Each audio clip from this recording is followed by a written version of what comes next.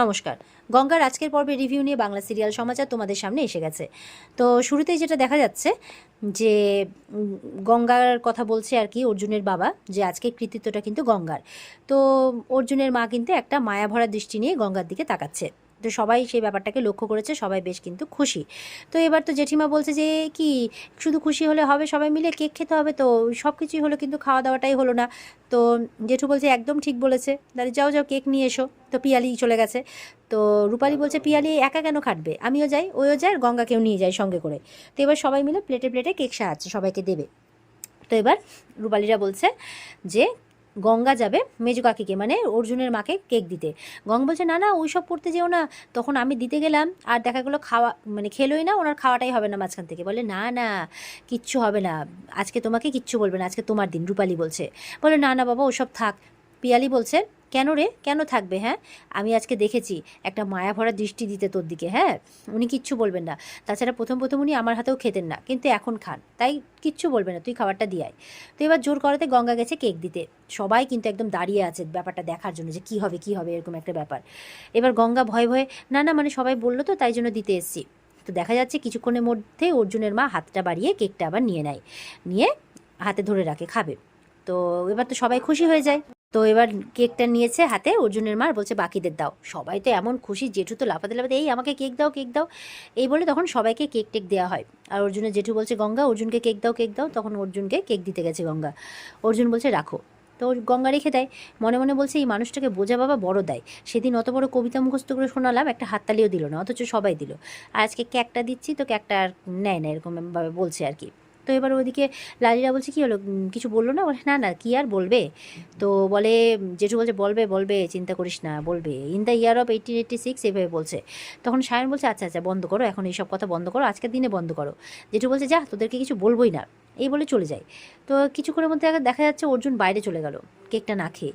গঙ্গা বলছে মানুষ সব বাইরে চলে গেল? না বাবা, বেশি আশা করাটা ঠিক নয়। আমি তো সব কিছু করেছি পরিবারের ভালোর জন্য, আমি ধরাই নিজের বাহবা কুড়ানোর জন্য এসব করেছি, মানে এমনটা মনে মনে ভাবছে। এবার গঙ্গাকে সবাই ভালো ভালো বলছে, গঙ্গার হাত থেকে আবার অর্জুনের মা কেক নিল। এই ব্যাপারগুলো কিন্তু অহনা শালমুলি কিছুতেই নিতে পারে না। একদম রাগে গজগজ করতে করতে ঘরে এসেছে। শালমুলি বলছে মাথা ঠান্ডা করো মেয়ে, মাথা ঠান্ডা করো, তোমাকে কিছু একটা করতেই হবে, তোমায় কিছু একটা করতেই হবে। তোমাকে আজকে রাতটা এই বাড়িতেই থাকতে হবে, থেকে কিছু একটা মোক্ষম চাল দিতে হবে, না হলে ওই মেয়েটা একটা বস্তির মেয়ে হয়ে ও একের পর এক গোল দিচ্ছে। তখন বলছে শালমুলি দি এইসব কথা বলা বন্ধ করবে, ওর গুণগান করা তুমি বন্ধ করবে। বলে হ্যাঁ হ্যাঁ আমি বন্ধ করব, কিন্তু তোমাকে কিছু একটা করতেই হবে, এরমভাবে বলছে।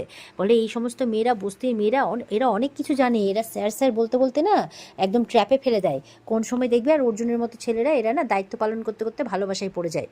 সুতরাং এরকমটা করতে দিও না, তুমি কিছু একটা করো, এবার তোমাকে অর্জুনকে বুঝতেই হবে, অর্জুনের সাথে কথা বলতেই হবে, এভাবে বলছে।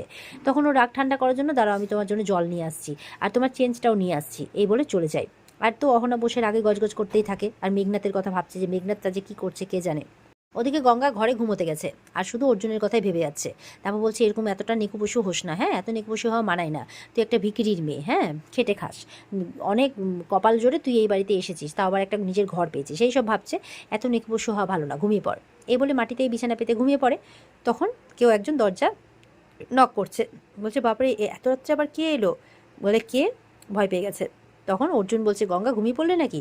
অর্জুনের কথা শুনে তো একদম তাড়াতাড়ি করে নিচ থেকে বিছানা তুলে রাখে, ফট করে দরজাটা খুলতে যায়। অর্জুন বলছে ভেতরে আসতে পারি? বলে হ্যাঁ হ্যাঁ স্যার আসুন না, আপনার ঘর আপনি বলছেন আবার, আসুন। বলে না না, জিজ্ঞাসা তো করতেই হবে, তোমার নিজের ঘর বলে কথা। এই বলে পকেট থেকে একটা বড় চকলেট বের করে দিচ্ছে।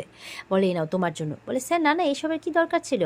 বলে তুমি আজকে এত কিছু করেছো, রওনাককে ওর জন্মদিনের দিন বাড়িতে নিয়ে এসেছো, আমরা তো ভাবতেই পারিনি, আমরা শুধু আশা করেছিলাম, তুমি সেটা পূরণ করেছো, আবার সবার কথা শুনেছো, আমি সবটাই দেখেছি, সবটাই শুনেছি, আমি সত্যিই খুব ভালো লেগেছে আমার। অর্জুন বলছে খুব কষ্ট হয় জানো তো, আজ একটু হলেও কষ্টটা কমলো, সব তোমার জন্য। এবার অর্জুন থ্যাংক ইউ বলে বেরোচ্ছে। তখন বলছে গঙ্গা চকলেটটা খেও কিন্তু, আমার ভালো লাগবে।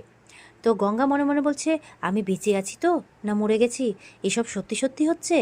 উনি আমাকে চকো দিলেন, হুম, এত বড় চকো উনি আমাকে দিলেন, বাবা আমি তো স্বপ্ন দেখছি, আবার এত ভালো ভালো কথা বলছেন আমাকে। তাই বলছে। তো অর্জুন বলছে কি তুমি মাটিতে শোও নাকি?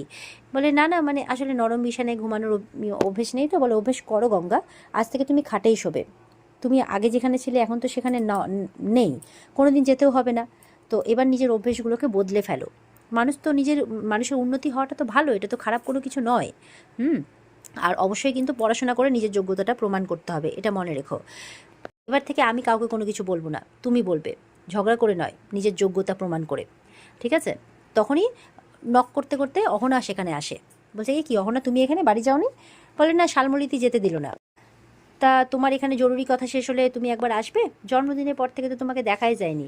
ওই যে গঙ্গার ভাষায় কী সব বলে, সেলিব্রিটি এরকমই কিছু একটা। তো বলছে যে যাই হোক, এখন যা অবস্থা বাড়ির, সবাই না গঙ্গার এই বিকৃত ভাষাকেই নিজের ভাষা বলে আপন করে নেয়। এই বলে যাই হোক, তুমি এসো, আমি ঘরে যাচ্ছি। তো চলে যায়। অর্জুন বলছে গঙ্গা, কারোর কথা কিন্তু মনে নেবে না, এখানে রাখবে, মানে দিমাগে, মাথায়। সবাইকে কিন্তু যোগ্য জবাব দিতে হবে, আর তুমি সেই যোগ্য জবাব দেবে, এটা মনে রেখো। যাও ঘুমিয়ে পড়ো, খাটে ঘুমোবে। এই বলে চলে যায়। গঙ্গা তো একদম ওর স্যানিটাইজার বাবুকে নিয়ে স্বপ্ন দেখতে শুরু করে দেয়। তো গঙ্গা তো এবার চকলেটটা নিয়েছে আর বিছানার উপরে বসেছে তার স্যানিটাইজার বাবুর কথা অনুযায়ী। এবার চকলেটটা খুলেছে, এবার সে চকলেট খাবে আর নরম খাটে ঘুমোবে।